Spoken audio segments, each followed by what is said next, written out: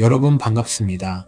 오늘 영상에서는 2026년 현재 글로벌 자본시장을 뜨겁게 달구고 있는 두 가지 거대한 테마, 바로 인공지능과 양자 컴퓨터로 대표되는 첨단 기술 패권 경쟁과 디지털 가치 저장 수단인 비트코인의 상관관계에 대해 아주 깊이 있게 분석해 보겠습니다.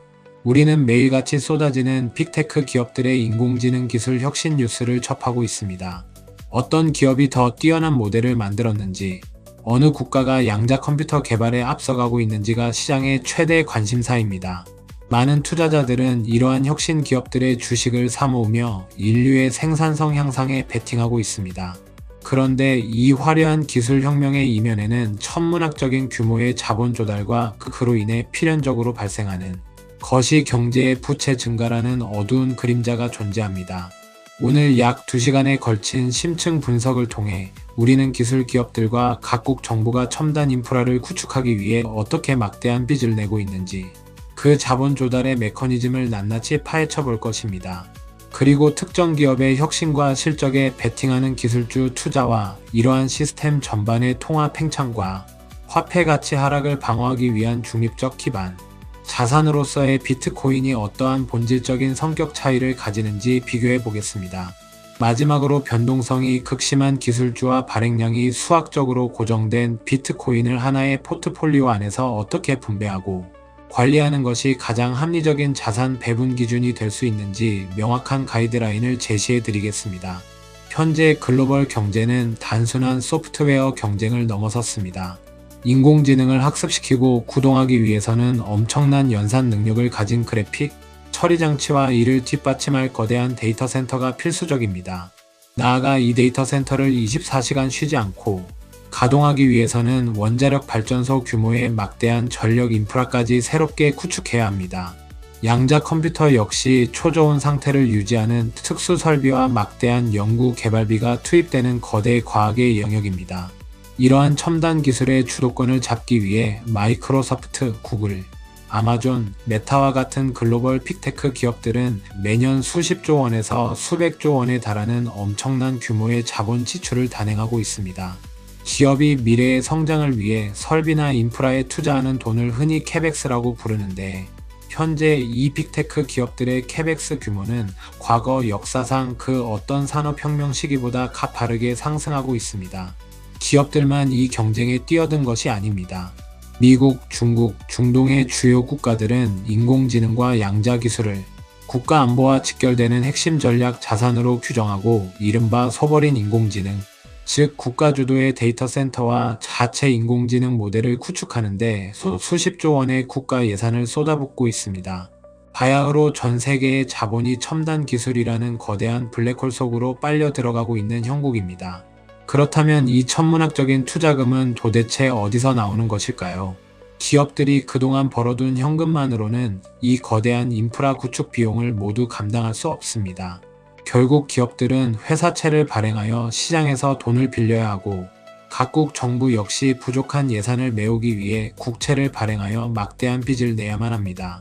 문제는 이 빚의 규모가 거시 경제가 감당하기 버거울 정도로 빠르게 커지고 있다는 점입니다.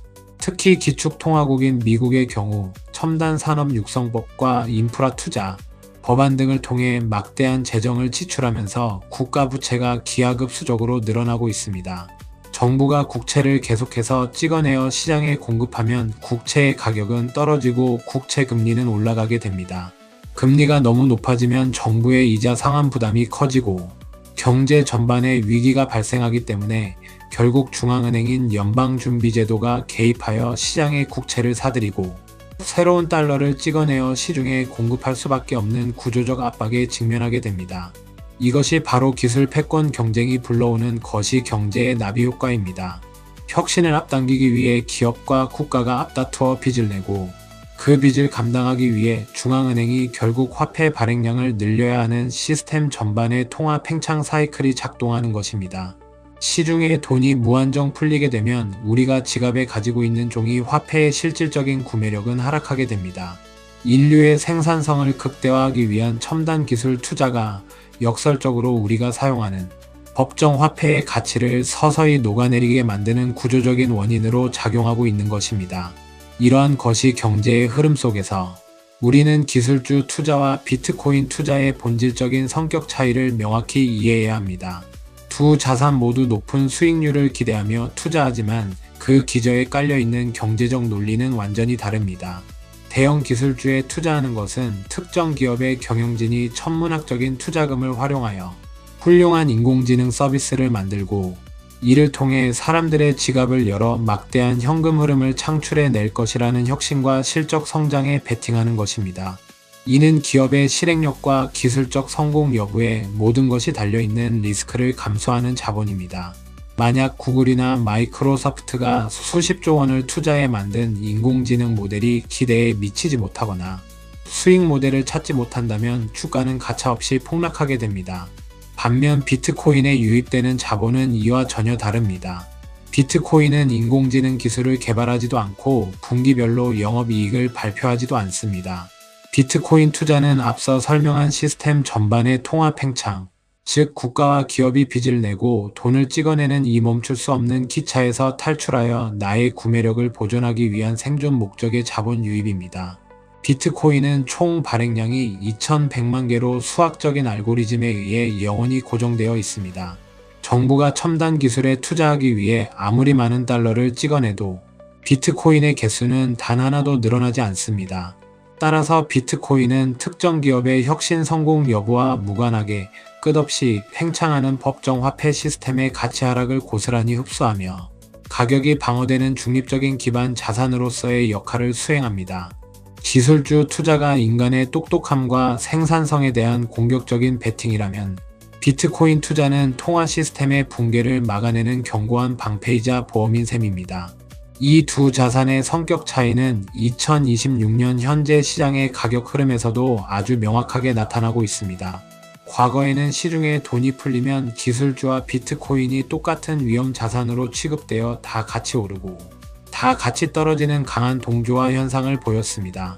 하지만 지금은 그 궤적이 조금씩 분리되는 디커플링 현상이 관찰되고 있습니다. 시장에서 인플레이션 수치가 높게 발표되거나 금리 인하 기대감이 꺾일 때 기술주들은 막대한 타격을 입습니다. 빚을 내서 인프라에 투자해야 하는 기술 기업들에게 높은 금리는 이자 비용의 증가와 미래 수익의 감소를 의미하기 때문입니다. 하지만 비트코인은 인플레이션 수치가 높게 나올 때 오히려 가치 저장 수단으로서의 매력이 부각되며 가격이 버텨주거나 상승하는 독자적인 흐름을 보여줍니다. 화폐 가치가 하락할 것이라는 공포감이 커질수록 공급이 고정된 비트코인으로 자본의 도피 현상이 일어나기 때문입니다. 결국 대형 기술주는 인류의 혁신을 이끄는 가장 역동적인 자산이지만 거시 경제의 금리와 부채 비용에 극도로 취약하다는 약점을 가지고 있습니다. 반대로 비트코인은 스스로 현금을 창출하지는 못하지만 금리와 인플레이션 리스크로부터 포트폴리오를 격리시킬 수 있는 독보적인 희소성을 무기로 삼고 있습니다. 그렇다면 변동성이 높은 첨단 기술주와 발행량이 고정된 디지털 자산을 하나의 계좌 안에서 어떻게 분배하고 관리하는 것이 가장 지혜로운 전략일까요? 실전 포트폴리오 관점에서 가장 중요한 기준은 두 자산을 서로 경쟁하는 관계가 아니라 완벽하게 상호 보완하는 관계로 설정하는 것입니다. 먼저 인류의 생산성 혁명이라는 거대한 물결에 탑승하기 위해 나스닥 ETF나 개별 대형 기술주를 포트폴리오의 중심, 즉 코어 자산으로 비중 있게 가져가야 합니다. 인공지능과 양자 기술이 가져올 부의 창출 기회를 포기할 수는 없기 때문입니다. 하지만 이 기술 기업들이 성공하기 위해 시스템 전반이 치러야 하는 데가, 즉 무한한 통화 팽창과 화폐 가치 하락이라는 거시적 리스크를 방어하기 위해 반드시 포트폴리오의 한 켠에 비트코인을 위성 자산으로 고정 배분해 두어야 합니다. 전체 금융 자산의 5%에서 10% 내외의 비중을 비트코인 현물 ETF 등에 할당하는 전략이 합리적일 수 있습니다.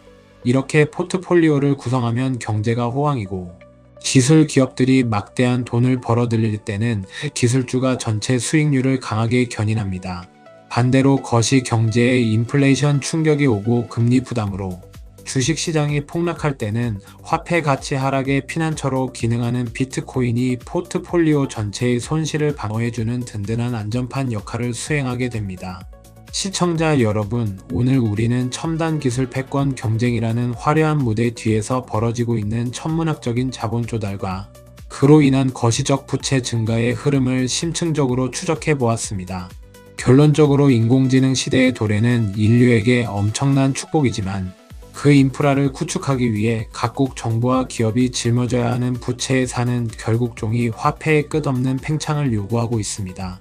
투자자로서 우리는 기술 기업들의 눈부신 혁신에 환호하면서도 동시에 내 지갑 속 현금의 가치가 서서히 녹아내리고 있다는 냉혹한 거시 경제의 현실을 직시해야 합니다. 기술주 투자가 인류의 미래 생산성에 올라타는 창과 같다면 비트코인은 그 과정에서 발생하는 필연적인 통화가치 훼손을 막아내는 방패입니다. 변동성이 일상화된 2026년의 자본시장에서 이 두 가지 자산의 뚜렷한 성격 차이를 명확히 이해하고 자신의 투자 성향에 맞게 공격과 방어의 비율을 기계적으로 유지하는 조화로운 자산 배분 전략을 실행하시기를 권해드립니다.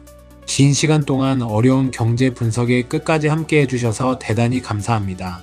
오늘 내용이 도움되셨다면 구독, 좋아요 버튼을 눌러주세요.